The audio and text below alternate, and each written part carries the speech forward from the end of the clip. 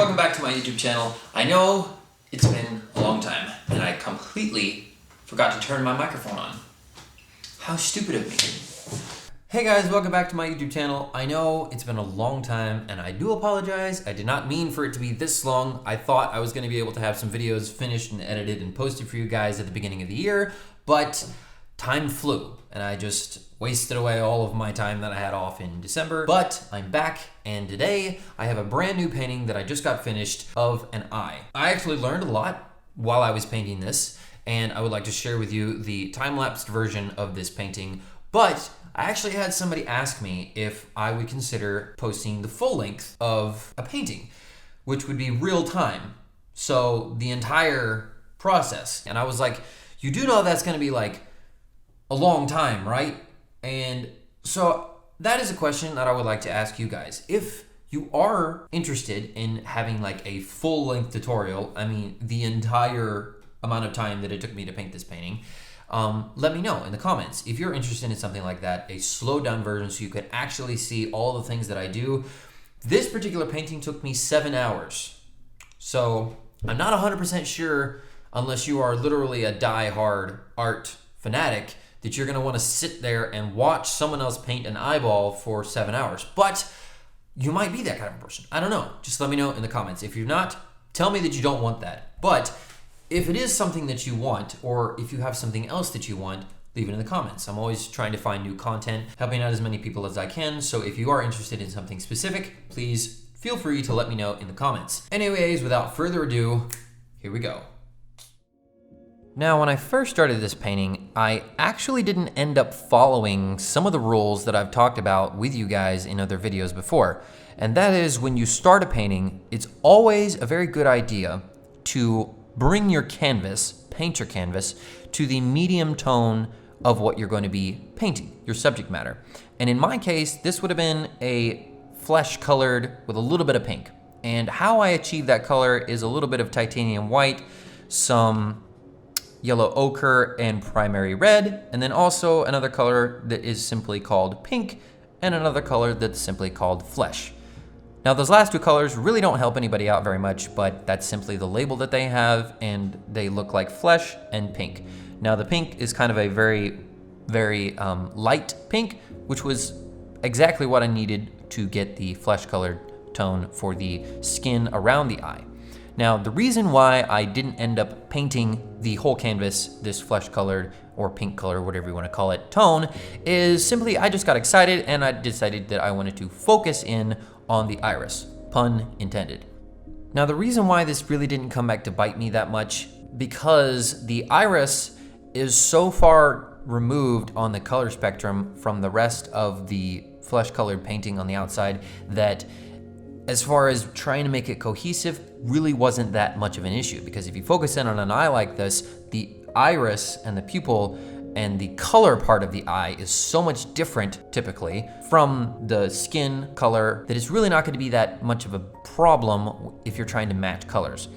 So if you want to know what kind of colors I'm using, there's a color that I still can't figure out what the name of it is. It's Viridian, I think is how you say it. I could be wrong. Comment below if I'm butchering that name. And then turquoise green. Turquoise green is the darker color that I'm using, and the Viridian, if I'm saying that right, is the light green. And I'm also mixing this with black. Now, in my reference photo, the picture that I'm using for the subject matter of this painting is actually a real photo, and it was a picture of my wife's eye. I took it, I believe it was in October, and we were getting out of the car to go to church, and she turned sideways and the light from the sun was coming from her left, and it caught her iris really nicely and lit up all those colors. And I was like, wait, don't move.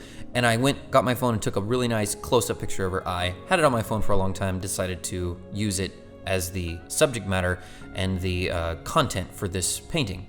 And it's interesting when you look at an eye really blown up like this, you realize that at first glance, the color of the eye that you thought it wasn't actually the real color, because I had always thought, and just by glancing at her eyes, that they were green. But when you blow it up like this, you realize that it's actually blue and then a cadmium or yellow ochre color. But the interesting fact about color is when you mix blue and yellow together, you actually get green.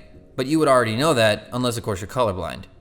Now, if you notice the little white patch that I've left inside the iris right above the pupil, that is eventually going to be my reflection of my light source. If you have a round object, especially if it's wet, it is going to be catching and reflecting any sort of light that is around it. And this is very common with eyes. If you do not put your white square, a lot of people have square, or because they're looking out of a window, you can actually have the panes, but you're going to want to put that white patch, or if you have a golden light source, you're going to want to put that in there because it will give you a nice wet look and make it look a lot more realistic. Now, I will confess, the skin tones on this painting were incredibly difficult for me to try to get right and get accurate. I don't really know what it was, but it was really, really hard. And I think that actually had something to do with how I'm mixing my paints. And I will kind of run this idea by you guys, and maybe you guys can leave a comment and tell me what you think. But I think my painter's palette is actually kind of hindering me. And if you guys are feeling the same way, please leave a comment and tell me if you guys are feeling the same way. But my painter's palette is kind of a traditional painter's palette, and it's just got all the different colors from the beginning of my art career on my painter's palette that I keep mixing my colors on top of, and over and over and over again from every color in the spectrum. They're all getting mixed together. And I went on YouTube and I was looking at some of my favorite artists, and one of the guys that I really like, his name is Andrew Tischler, really amazing artist out of New Zealand, and he took a piece of glass, painted the back of it kind of a medium gray color, and then used the top of it to mix his colors on. And when he got done, he just scrapes it off. And he was talking about how it's really helpful to do that because you can get an accurate gauge off of that gray color of where you're sitting on your tonal range. And I think that's something I'm gonna try. And if you guys are feeling kind of trapped or hindered by your painter's palette, or maybe you guys have figured out an easier way to mix your colors, let me know in the comments, because I really struggled on this painting to try to get all of my skin tones. I feel like if I had known a little bit more about how to mix my colors together, or what colors I needed to mix together, this painting would have gone by a lot quicker. But I guess you live and learn, and you can't always do everything right the first time.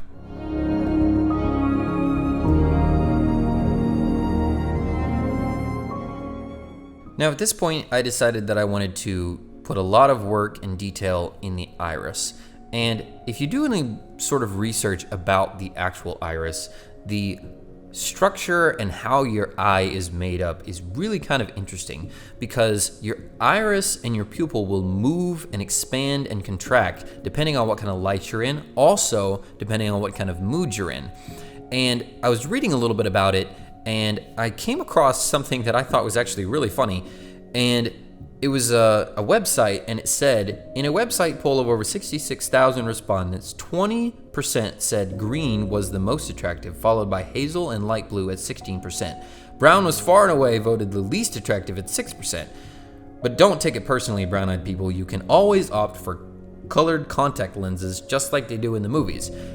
I know that really doesn't have anything to do with the painting that I'm working on right now, but I just thought it was really funny, and I had to share it with you guys. Now, a lot of really good artists will tell you when you're working on a painting, make sure to finish or start working on the thing in the painting that is the furthest away. So if you have a landscape, you're gonna wanna get your sky finished and work forward towards the foreground instead of the other way around. And I've come to learn this the hard way a couple times, where I did a really nice fence post or something in front of it, and then I had a nice even blue sky in the background that I was supposed to get, but I didn't actually end up finishing the sky in the background, so I had to end up going and painting over the fence post or whatever I was working on, because it's really hard, especially in acrylics, to get a nice even color when you have something in front of it. That was a rule that I actually ended up breaking in this instance. Painting the eyelashes over the eyelids when the eyelids were not done was counterproductive. But for me, it's sometimes, as I mentioned before, it's sometimes difficult for me to get an idea of where I need to change things or what my saturation needs to be if the subject matter that I'm working with is not completely finished. I know it's counterintuitive, and it actually wound up costing me a lot more time than it should have, but as I said before, I'm still learning, and I'm not really the greatest at this point. Now, there is something that I have learned in my 3 years of painting, and that is, it is incredibly healthy and sometimes incredibly helpful to have someone that you can get to critique your art. Now, for me, I have my wife who can tell me a lot of the things that I need to change, but also I have a sister who's very good at art and also a cousin that went to college for this stuff. And when I got in a tough spot with this painting, I would text or send them a picture of it and say, hey, what is wrong with this? What do I need to change? Where is it looking awkward? And where do I need to improve, or what do I need to change to make it look right? And the reason why that's important is sometimes you can get lost as an artist in a painting and fall in love with every brush stroke, or kind of get to a point where you're not really 100% sure if the painting is finished or if something needs to be added or something needs to be adjusted. Because in art, there is a fine line between going too far in a painting and not far enough.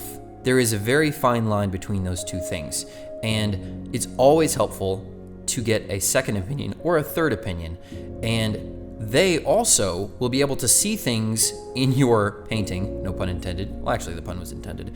A prime example of that is the saturation and detail of the under eyelid. A lot of the things you see me working on are just me struggling to try to figure out how to make it look right. I try to take the under eyelid and kind of detail it, put a lot of the streaks in it, and kind of give you some texture of the skin, but in order for a painting to be cohesive, you have to control the viewer. If you have a certain spot in the canvas that you want the eye of the beholder to be drawn to, then you can do that. And in this painting, it is the iris. I really want people, the first thing that they see, to be the iris, to be focused on that and to look at that and go, wow, that's cool. And then to move around the painting. And what I was finding when I tried to detail the under eyelid too much was it was actually distracting from that. So what I ended up doing was taking that and painting over it again and actually making it very washed and kind of nondescript so that it didn't distract from the actual iris.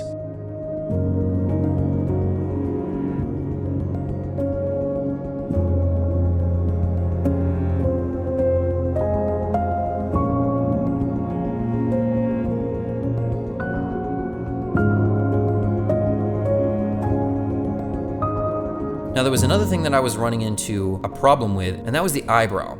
And after consulting with all of my critics, I realized that it was way too shallow and it didn't portray the shadow and the height that it needed to. And once I darkened that up, I put the eyebrow lashes in there. Well, they're not really eyelashes, they're eyebrows in there. It actually kind of gave it the cohesiveness that I was looking for.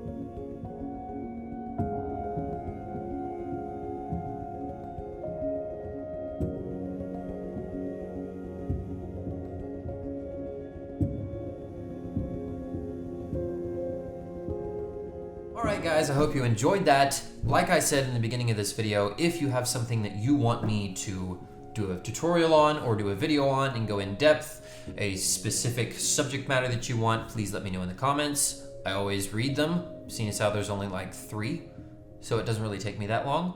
But eventually, hopefully we'll get more people engaged and I can answer as many questions as possible. Anyways, thank you for watching. Please consider subscribing and like. I'm not really sure what liking does. Maybe it does something in the algorithm, but I'm not really sure. Anyway, lastly, if you are interested in this painting, I will have it for sale on my website. click the link in the description to go to my website if you want this painting. Not really sure why anybody would want like a massive painting of an eyeball staring at them, but maybe that's something you're into. I mean, your phones are already spying on you as it is, so I guess a painting of an eyeball wouldn't really be that much different. But anyway, if you are interested in buying this, it will be for sale on my website. Also, I have a lot of other paintings that are for sale on my website if you're interested. But as always, thank you for watching. Like, subscribe if you're into that. Smash that like button. I just said that. Anyway, peace out.